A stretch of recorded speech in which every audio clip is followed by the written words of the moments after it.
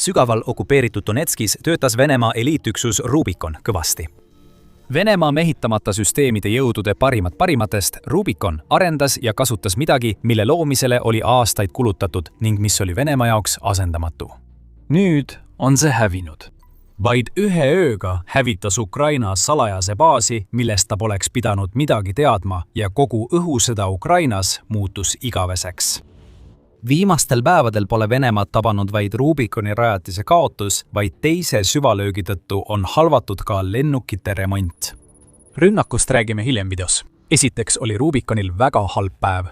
18. märtsil teatas Ukraina erioperatsioonide jõud ehk SSO teatasi Telegramis, et nad korraldasid okupeeritud Donetskis süvalöögi, mis hävitas tähtsa Rubikoni rajatise.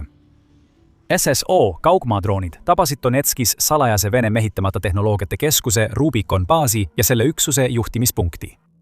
SSO teatas, et okupeeritud linnas tabati vaenlase mehitamata süsteemide koordineerimiskeskus, paljastades, et nad viisid läbi rünnaku, mis oli spetsiaalselt kavandatud seal sees olevate Venemaa droonieskadroonide neutraliseerimiseks.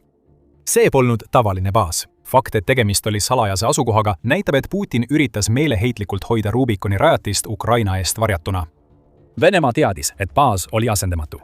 See ei tähenda ainult füüsilist poolt. Tehnoloogia on olnud võtmetähtsusega Venemaa kampaanias Donetskis, kuid just droonieksperdid on need, kes on seda tehnoloogiat rakendanud ja kelle kaotamist ei saa Venemaa endale absoluutselt lubada. Ukraina pole ohvritest teatanud ning me ei kuule kindlasti midagi ka Venemaalt. Vladimir Putin ei taha kindlasti järjekordsest Vene kaotusest midagi avaldada, sest talle meeldib palju rohkem tunda liiva oma kõrvade ümber, kui ta oma pea liiva alla peidab. Kuid ärge laske end eksitada. Ukraina andis Venemaale 18. märtsil nii tugeva löögi, et tagajärjed on tuntavad kogu Donetskis. Kuidas me seda teame? SSO ei öelnud lihtsalt, et nad tabasid Rubikoni rajatist, vaid Ukraina tõestas seda. SSO avaldusega jagatud videos näeb, kuidas Ukraina droonid tabasid Vene rajatist okupeeritud aladel, mida pidi kaitsma õhutõrje. Umbes minuti pikkune video algab mustvalge kaadriga Ukraina drooni vaatenurgast, kui see sihib ja tabab sihtmärki. Nüüd vahetub vaatenurk teise drooni peale, mis läheneb nüüdseks põlevale Rubikoni rajatisele. SSO jätkab, kui droon zoomib samasse hoonesse, mida eelminegi tabas. See polnud üksik löök. Ukraina tabas Rubikoni rajatist korduvalt. Kompleksi mitu hoonet on sihtmärgiks, pakkudes ainulaadset sissevaadet Rubikoni rajatise seisukorra halvenemisse aja jooksul. Iga löögiga ilmuvad uued kaadrid põlevatest hoonetest, sest Ukraina ründas Venemaa Donetski droonioperatsiooni närvikeskust. See, mida Ukraina just tegi, on Venemaa jaoks väga halb uudis. Sellel on mitu põhjust, alustades sellest, mis juhtus üksusega, mida Ukraina ründas. Oleme maininud, et Rubikonid peetakse Venemaa droonioperaatorite eliidiks. See üksus on nii kurikuulus, et sellest on peavoolumeedias ilmunud mitu artiklit, sealhulgas väljaandes Kiev Independent detsembris. Rubikoni kirjeldati tol ajal sõnadega surmav, eliit, laienev.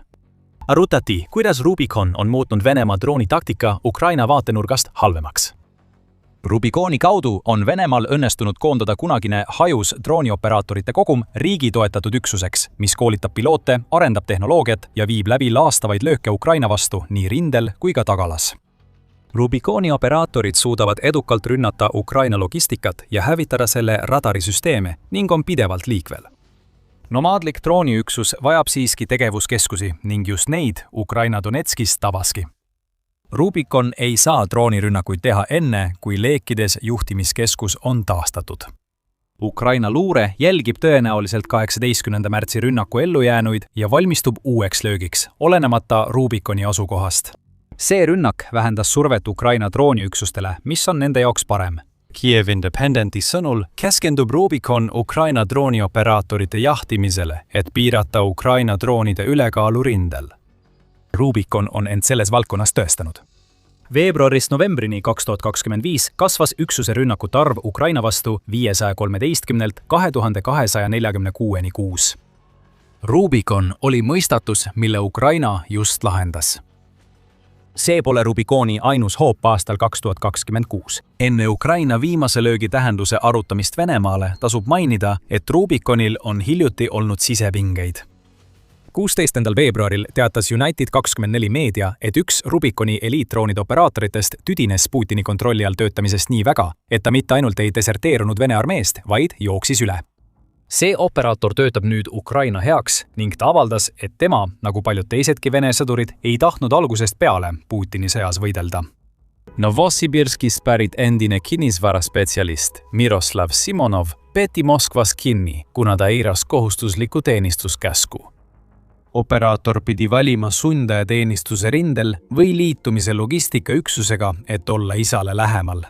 Kuna muid võimalusi polnud, valis sõdur viimase ja sattus aja jooksul Rubikoni heaks tööle. Simonov proovis kord põgeneda, kuid tabati ja saadeti rindele ründesõduriks. Selle asemel, et osaleda Putini enesetapjalikes lihalainerünnakutes, võttis ta ühendust Ukraina programmiga Ma tahan elada ja läbis pika 10-kilomeetrise ehk 6,2-miilise teekonna, et end üles anda. Lõpuks lõppes Rubikonis ja Vene armees teenimise jõhkrus. Kui Simonov arreteeriti, nägi ta tõendit, et oli õigesti valinud. Ukraina vangistas Simonovi ja teise Vene sõduri. See sõdur oli vigastatud. Ukraina võitleja, kes ta leidis, kandis vigastatud venelase ära, selle asemel, et ta maha jätta. Simonov ütles videointervjuus, et sai aru Venemaa ja Ukraina erinevusest. Mis puudutab tema tulevikuplaane. Tuleb võidelda, koeri tappa. Ma ei pea neid inimesteks ja mul on riigi vastu tõsised etteheited. Nad rikkusid minu ja paljude kodukaitsnud poiste elud, ütleb Simonov. Rubikon võib olla Venemaa eliittroonivägi, kuid nende Donetski juhtimiskeskus põleb ja osa liikmeid on Ukrainasse üle läinud, mis näitab, et isegi üksuses, kuhu Putin on investeerinud tohutult raha ja inimjõudu, ei lähe kõik ladusalt. Tuleme tagasi Ukraina rünnaku juurde. See, mida SSO just korda saatis, näitab, et Ukraina muudab täielikult seda, kuidas ta peab Venemaa vastu droonipõhiseid lahinguid. 18. märtsil kogetu oli järgmise taseme asümmeetriline sõjapidamine ja me selgitame hetke pärast, miks see kõike muudab. Aga kõigepealt The Military Show ja meie toome teieni kogu pildi, mitte ainult pealkirjad. Kui soovite olla kursis kõige olulisemaga, siis tellige meie kanal juba täna. Ukraina viimane rünnak mõjutas üksust, millel Euromaidani pressiandmetel on 5000 sõjaväelast ja tohutud rahalised ressursid. Väljaanne märgib, et Donetskis tegutseva Putini vastase vastupanuliikumise põrandaalused liikmed aitasid Ukrainat rünnakul, mis koos äsja mainitud ülejooksmisega näitab, et okupeeritud aladel pole olukord nii roosiline, kuigi Putin on pikalt väitnud, et seal tervitatakse Vene okupatsiooni. See ei saaks tõest kaugemal olla ning Venemaal tuleb nüüd lisaks Donetskis jätkuvalt vastupanu osutavatele põrandaalustele võitlejatele tegeleda ka sellega, et nende enda inimesed pöörduvad nende vastu. Venemaa peab tegelema ka Ukraina keskmaa droonidega. See ongi mängumuutja Ukraina ja Venemaa vahelises asümmeetrilises sõjas, mida Ukraina on Venemaa vastu 4 aastat pidanud. See, mida näeme rünnakus Rubikoni vastu, on see, et Ukraina kasutab keskmaa droone. Need droonid on Ukraina jaoks väga olulised. Ukraina on seni keskendunud peaaegu ainult FPV ja kaugmaa droonide arendamisele, mis ründavad Venemaa sügavustesse. Mõlemad on olulised, kuid ei anna Ukrainale võimalust rünnata Vene tagalat okupeeritud aladel. FPV droonide lennuulatus on piiratud, seetõttu sobivad need vaid lahinguliinidele ja Ukraina tapatsoonidesse. Pikamaa droonid tabaksid lähitagalat, kuid nende kasutamine okupeeritud aladel tähendab, et Ukraina ei saa nendega Venemaa sees Putini sõjamasinat nõrgestada. Ukrainal oli vaja teisi võimalusi, nagu selgitas endine USA armee roheline Barrett Brian Pickens Euroopa poliitika analüüsikeskusele ehk SEPAle jaanuaris. Pickens ütles SIPAle, et enamik olulistest asub 30–100 kilomeetri kaugusel. Venemaa saadab ettepoole asendatavat jalaväge, hoides väärtuslikud süsteemid sügaval ja elektrooniliselt kaitstuna. Ukrainal pole skaleeritavaid süsteeme, mis suudaksid sinna usaldusväärselt rünnata. Rubikonil olid sellised droonid, nüüd on need ka Ukrainal. Donetskis toimunud rünnak näitab, et nad on oma asümmeetrilist strateegiat edasi arendanud. Ukraina saab nüüd kombineerida oma luureandmeid, mis on Venemaa omadest peajagu üle, vajalike relvadega, et täpselt rünnata salajasi sihtmärke okupeeritud aladel. Ta saab seda teha, laiendades FPV droonidega tapatsoone ja jätkates süvalööke Venemaal. Ukraina on droonid alal nüüd täielikult varustatud, mida kinnitavad ka numbrid. 19. märtsil avaldas Kiievi Post analüüsi Ukraina 2026. aasta droonirünnakutest Venemaale. TLDR-versioon on see, et Ukraina saadab neid rohkem ja suuremaid drooniparvi ning tabab rohkem sihtmärke kui varem. Ukraina droonid on märtsi esimesel poolel korraldanud 40 suuremat rünnakut, sihtides 50–250 kilomeetri ehk 31–155 miili kaugusel asuvaid kesk- ja kaugmaa sihtmärke. Võrdluseks Ukraina rekordarv selle vahemiku rünnakuid on 57, mis registreeriti detsembris 2025. Kui Ukraina jätkab samas tempos, tehakse märtsi lõpuks 80 suurt rünnakut, mis ületab eelmist rekordit üle 50%. Kiievi Posti sõnul on Ukraina droonirünnakud kahekordistunud ja parved suurenenud. 18. märtsile eelnenud 6 nädala jooksul oli Ukraina poolt Venemaale ja okupeeritud aladele saadetud keskmises parves 100–200 drooni. 2025. aasta lõpus oli neid 50–70 drooni. Märtsi esimeses pooles jõudis Ukraina Venemaaga peaaegu samale tasemele keskmaa ja kaugmaa droonide arvus. See näitab meile, et Ukrainal on õiged droonitüübid ja ta toodab neid piisavalt suures koguses, et teha selliseid asju nagu Rubikoni neutraliseerimine Donetskis. Veel hiljuti olid Venemaa väärtuslikumad varad turvalised rindest mõnekümne kilomeetri kaugusel, kuid nüüd enam mitte. Ukraina kasutab uut droonistrateegiat, mis ühendab Venemaa drooniparvede kogemusi ja Ukraina luuret, et hävitada väärtuslikke sõjalisi sihtmärke ning tekitada Venemaale rohkem kahju. See toob meid tagasi millegi juurde, mida mainisime kohe video alguses. Kas sa mäletad, mis see oli? Me ütlesime, et Venemaa lennukite remont on eraldi sügava löögi tõttu halvatud. See näitab Ukraina kesk- ja kaugmaa lähenemiste tõhusust. Siin on, mis juhtus. 16. märtsil lendasid Ukraina droonid Venemaa Uljanovski piirkonda, mis asub Moskvast ida pool ja umbes 800 kilomeetrit ehk 500 miili kaugusel piirist, mida Venemaa jagab Ukrainaga. Seal tabasid nad Avistari lennukitehast, mis kuulub United Aircraft Corporationile, mille omanik on Venemaa suurfirma Rostec. Ukraina droonid ründasid parklasid ja lennukite varjualuseid, teatab Euromaidan Press. Selle rünnaku tähtsaim uudis on, et see tabas tehast, mis toodab raskeid kaubalennukeid AN-124, pankurlennukeid IL-78 M-90A ja sõjaväetranspordilennukeid IL-76 MD-90A. See tähendab, et ühe rünnakuga hävitati Vene kauba, reisija ja tankerlennukid. Oota, kas me ütlesime 1? Me mõtlesime tegelikult 2. Juba päev hiljem viis Ukraina läbi ka droonirünnaku 123. lennukite remonditehase vastu, mis asub Staraja linnas Venemaa Novgorodi oblastis. Ukraina relvajõudude peastaap teatas Telegramis rünnakust ja jagas pilti, mis näitas, et Ukraina kaugmaa droonid tabasid taas oma sihtmärke. Ettevõte tegeleb sõjaväe transpordilennukite ja nende osade täieliku remondi ja moderniseerimisega, võimaldades vastu võtta raskeid lennukeid oma territooriumil, selgitas peastaap rünnaku põhjenduseks. Angari kasutati mitut tüüpi Vene lennukite, sealhulgas Il-76 MD-90A ja L-410 hoolduseks. L-410 on kerge transpordilennuk, mis toetab sageli Vene õhuoperatsioone. Ukraina näitab 2 löögiga, et keskendub jätkuvalt Venemaa sisekampaaniale ja kohandub uue keskmaa löögi strateegiaga. Pikamaa ja keskmaa löögid toimuvad korraga, mistõttu Venemaa põleb. Siin on võtmetähtsusega sihtmärgid, mille Ukraina valis. Mõlemad rajatised, mida Ukraina tabas 16. ja 17. märtsi vahel, nõrgestasid Venemaa õhujõude ja mis kõige olulisem, tema võimet toetada oma vägesid Ukrainas. Avistari tehase rivist väljalangemine Uljanovskis takistab Venemaal ehitada uusi kauba, tankur ja sõjaväetranspordilennukeid kuni remondi lõpuni. Remonditehase ründamine, mis tegeleb nende lennukitega, tähendab, et hooldust vajavad toetuslennukid ei saa lähiajal lennata.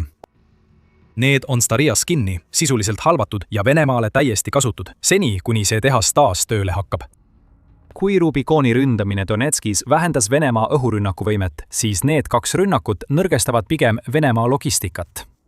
Ilma lennukiteta, mida ta enam toota ega remontida ei saa, on Venemaal palju raskem oma territooriumil sõjatehnikat, kaupa ja vägesid liigutada.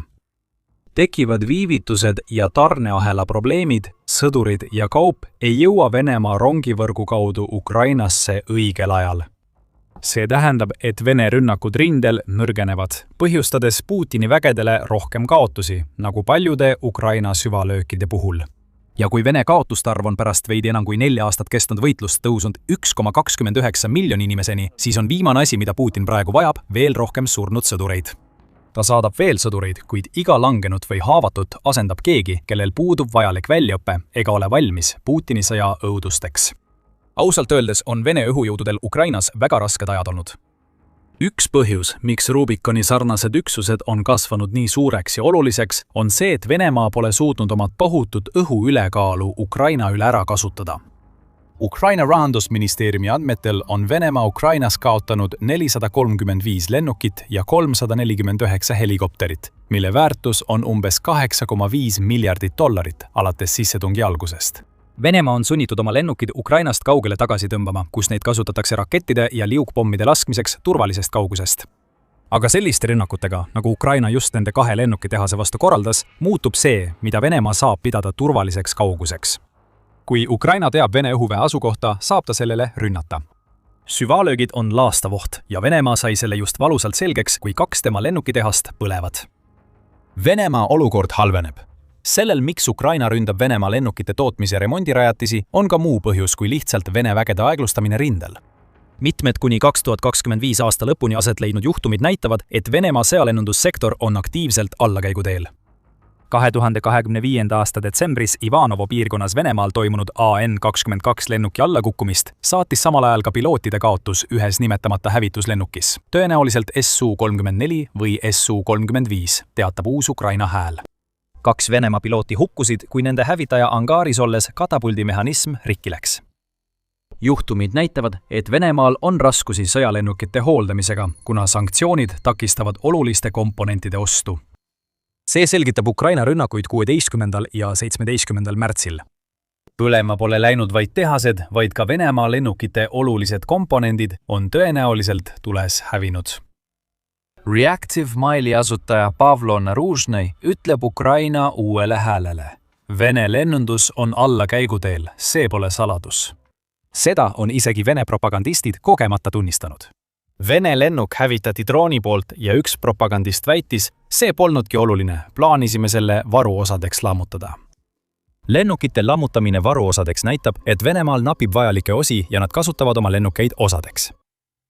Ukraina kasutab seda teadmist ära. Ta võis tabada midagi asendamatut Donetskis, kuid tegi sama ka Uljanovskis ja Starrajas. Lennukite osad on Venemaal haruldased, seega nende kaotus on uus löök Venemaa õhujõududele, mis kannatavad sanktsioonide all. Rubikon on purustatud ja Venemaa sõjaväelennundus saanud tugeva löögi, kuid Ukraina jätkab tegutsemist. Ukraina uued kesk- ja kaugmaa löögid on Venemaad korduvalt laastanud. Sel ajal korraldas Ukraina suurima droonirünnaku, mille peamine sihtmärk oli Moskva. Saate sünnakust rohkem teada meie videos ning kui teile see video meeldis, vajutage telli, et näha rohkem The Military Show analüüse Ukraina droonirünnakute kohta. Ja nagu alati, aitäh vaatamast!